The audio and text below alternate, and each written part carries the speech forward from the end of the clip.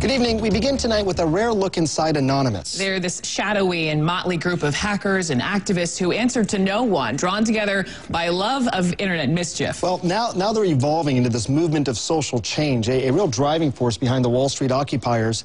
No surprise, they're hated by corporate security, but also hunted by the FBI. And one of the questions we're asking is, who are these people and why are they taking to the streets? To get some answers, Amber Lyons stepped into the shadows.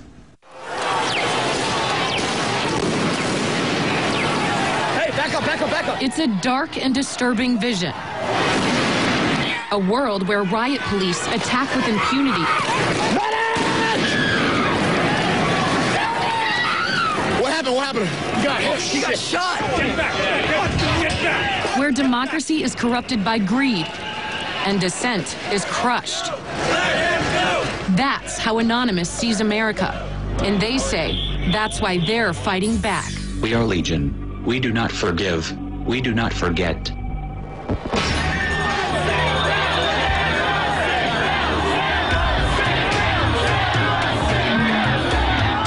It's a movement that defies description. Leaderless. Tell me what democracy looks like. Faceless. Anarchic. This is our space. A loose collective born on the internet. Anonymous has no official members and no hierarchy. But within the group, some individual Anons have greater standing, earned by their skills as hackers, video makers, to see it with my own eyes and record it myself, and increasingly street-level activists. Tell me what police state looks like. Troy, not his real name, is one of them. This is what happens when the people have had enough. This is what happens when greed goes unchecked. Troy says he was drawn to Occupy Wall Street after watching his mother struggle with medical debts. He himself is working 2 jobs to make ends meet, despite having a college degree. Kind of just lose track of days, lose track of time, but it's worth it. It's all worth it. We met him at the Occupy Wall Street camp at Zuccotti Park. There's no specific person that talks for us. It's more like a hive, you know, an idea is brought up and whoever agrees with it, if the overwhelming majority of people that agree with it, then we go with it. So we're following Troy, and he's been out here policing, kind of making sure that all of these protesters are getting along with the community and not causing any problems. We're handling internal affairs as far as damage control within the community, making sure that everybody's respecting the local small businesses around here. How's it going? But he's not just watching over the protests. He's also watching the police. Part of the evolution of Anonymous from hackers to activists. Anonymous was born a decade ago in one of the weirdest and darkest corners of the internet, an anything-goes image board called 4chan. 4chan users post anonymously, and the name stuck. We do not forgive. The group adopted a distinct identity and its own symbolism.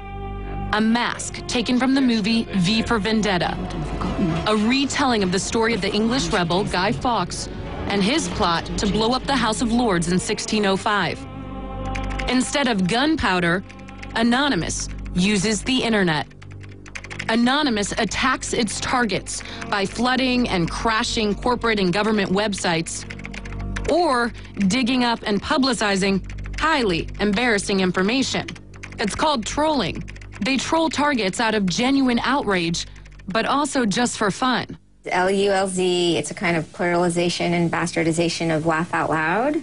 New York University professor Gabriella Coleman has been watching Anonymous for years. It's a term that kind of denotes this sort of pleasure, humor, laughter, everything from something which is quite playful, harmless, to engaging in a kind of full-fledged trolling attack that humiliates. Anonymous's campaigns, known as operations or ops, can be dramatic.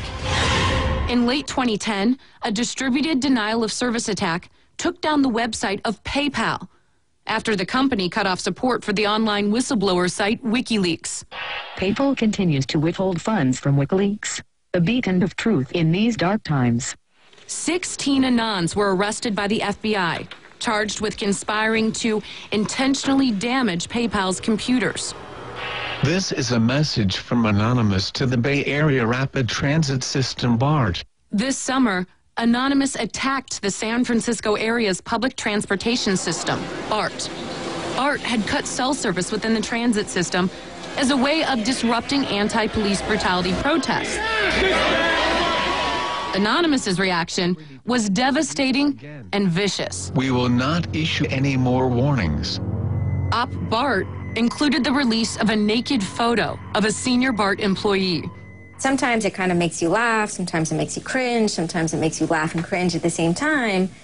All of a sudden, you're like, oh my gosh, there is this, dagger that's being thrown. And a naked photo. Yeah, a naked photo. Do you feel like there is a fear out there of what they could possibly find or leak about a certain individual? Absolutely. I mean, that's what makes them who they are, is that they are kind of bad boys and rude boys to some degree. There is a dual sort of fascination and horror that goes on at the same time. Be aware, be vigilant. Anonymous was evolving, using its power to shock and disrupt to effect social change. During the Arab Spring, the collective emerged as a full-fledged activist group, taking up the cause of Tunisians fighting against a repressive regime, literally saving lives. The Tunisian government has made itself an enemy of Anonymous. They did everything from take down government websites. They wrote scripts to stop the phishing of passwords. They brought massive media attention to Tunisia. And last fall, Anonymous broke cover here at home, stepping out from behind their secure computer screens for a new cause, Occupy Wall Street. There is a revolution brewing. Suddenly, the symbols of Anonymous were everywhere, in flags, masks, banners. We are the 99%! When we return, pepper spray and Anonymous strikes back. How are they getting personal information of these officers? I'd rather not say. The shadowy internet group known as Anonymous has grown now far beyond its hacker roots. It's now emerging as a forceful public relations weapon for the Occupy protest movement. Amber Lyon takes you inside Anonymous. We are Anonymous. Anonymous likens itself to the Air Force of the Occupy movement. Everyone, everywhere will be occupying their towns, their capitals, and other public spaces. Anonymous has an array of people on the streets. We're talking medics in San Francisco, tech support in Washington, D.C. And here in New York, guys like Troy. Troy, not his real name, is part of an army of citizen journalists documenting the movement and the police by broadcasting live video over streaming sites. When they see evidence of what they believe is police misbehavior, Anonymous strikes back, releasing personal information about specific officers. And hopefully he'll think twice before he pulls out his baton against somebody who's holding a sign saying we just want peace. And how are they getting cell phone numbers and personal information of these officers or bankers? I'd rather not say. In September, an NYPD officer named Anthony Bologna was filmed pepper spraying 2 protesters. Anonymous took direct action. We will unleash hell on your phones, your servers, and anything else we can find. One of the most active subgroups within Anonymous is called the Cabin Crew. Their specialty is doxing. It's shorthand for combing the internet for all the information you can find about a target and then releasing it publicly. Cabin crew have noticed the injustices being committed by the New York police. Cabin Crew compiled Bologna's name, his home address, past legal actions, even the names of his family members, and put it all online. After a police investigation and public pressure, Bologna was placed on leave and reassigned to Staten Island. What do you think that did to the NYPD when they saw this officer's information get posted online? I think that they would see it as a form of vigilantism. They're pushing the boundaries of the law But I think some of their actions also reveal the ways in which either private security companies or police are also acting outside of the boundaries of the law. Anonymous's biggest coup in the propaganda wars was this. An Anon group by the name Operation Leaks posts the clip on YouTube. The next day, the clip tops 100,000 views. 3 days later, 1.5 million. The casually spraying cop had it all. It was outrageous, ridiculous, lolzy, and effective. Police in riot gear sprayed students, pepper spraying student protesters. The incident was picked up by the mainstream media and replayed over and over again. Nice shopping. Anonymous wants to frame the narrative of the Occupy movement as a contest between peaceful protesters and a militarized police state. Oh my gosh. Reality, though, isn't quite so clear-cut.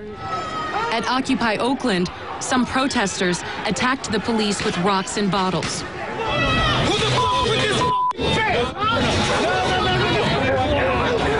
Others erupted in a fury after the city tore down their encampment. They're getting a little heated. Some people are trying to tear down this fence and head into the main area, but others are trying to keep them quiet and calm so that the police don't have to get re-involved. I need some help. We need some more help over here. You're f***ing willing to fight us, but not the police? They tried to fight, and you're doing their job. The Anonymous PR machine focused solely on instances where the cops got out of line. And they have plenty of ammunition. What happened? What happened? He got shot. During one night of chaos, police apparently fired a projectile directly at a former Marine named Scott Olson, who was peacefully protesting against the crackdown. Anonymous went into overdrive. I hereby declare this to be an unlawful assembly. Scanning the video for police badge numbers and names, offering a reward for anyone who could identify the officer responsible. The case is still under investigation. The Department of Homeland Security has put out several alerts to law enforcement and corporate security focused mainly on the group's hacking activities. And the FBI has made more than a dozen arrests. We're living in a police state. But there's no indication that has cramped Anonymous's style. Their latest op? Merry Christmas and a Happy New Year to all on planet Earth. On Christmas Day, members crashed the website of a security research company, hacking its client list along with their credit card numbers in order to steal $1 million for donations to charity. We are Anonymous. Expect us. And our correspondent Amber Lyon now joins us here in studio. A little frightening, yeah, a little scary. Slightly, especially for law enforcement in many aspects. You know, I got to ask, so what if they get it wrong? What if they put up some personal information that is inaccurate? Do they have any accountability? There's very little accountability. Because of the way Anonymous is organized, anyone can claim to be anonymous. There's also a lot of extreme outliers. And you know, law enforcement is intimidated by Anonymous. We tried to get an interview with anyone federally or locally, and they refused to send an officer forward kind of to the chopping block because they feared that if this officer appeared on camera, they could become a target of Anonymous. All right, Amber. Amber, thanks so much. Great story. And coming up